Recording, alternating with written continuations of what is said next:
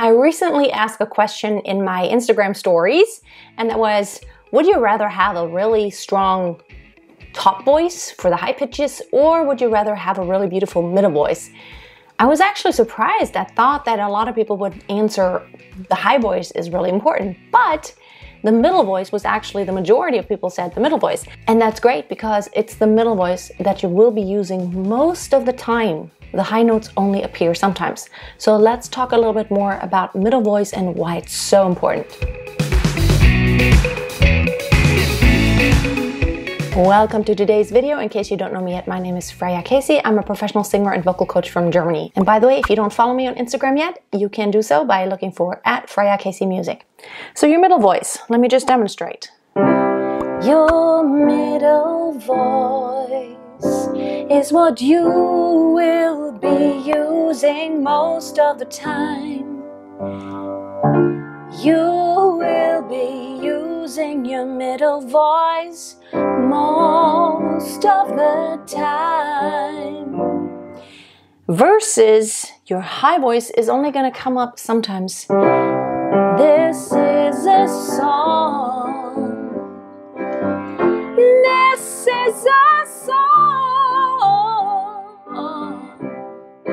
See how mainly I sing in my middle voice. I understand that the high notes are what really shows off skill, and it's really cool to be working on that, but it's better to sing a song in your middle voice, leaving out the top pitches and do it really well, than having too many top pitches and they sound really bad, like you're trying too hard, you're straining and you're flipping and all that stuff. So really make sure you focus on your middle voice. And the most important thing here is to make sure you are not, you want to reflect the genre. So if my middle voice needs to be, like telling a story casually. This is my middle voice. I'm telling a story so casually. So casually, I'm telling a story. I'm not singing so loudly, with not so much vocal cord closure. Vocal cord closure. So you want to make sure it reflects the character of the song. Now, verses. This is a song.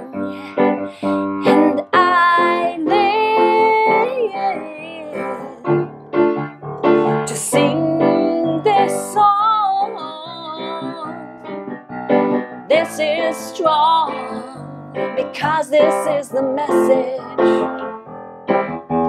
See what I mean? So you really want to reflect the message, which brings me to colors. So there are many different colors you can create with your voice. You can either be stronger and darker, da da da da, da da da da da da da, or you can be softer, da.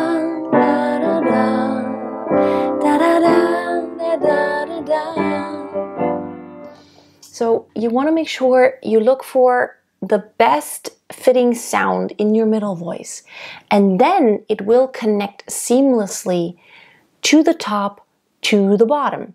And of course, the bottom normally it isn't going to be sung out loudly unless you are a low voice like a bass, and then you would actually dig in.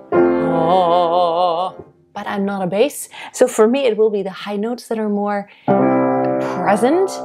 Da, da, da, da, da, da, da, da, versus da, da, da, da, dee, dee, dee, dee. So you definitely want to make sure you reflect the character of the song with the color that you use. I have videos about voice color.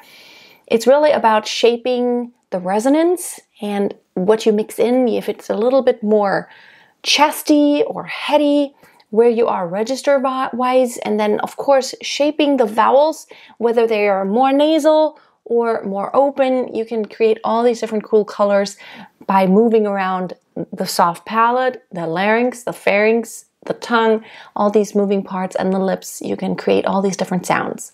Check out my other videos about the topic of color. Very helpful.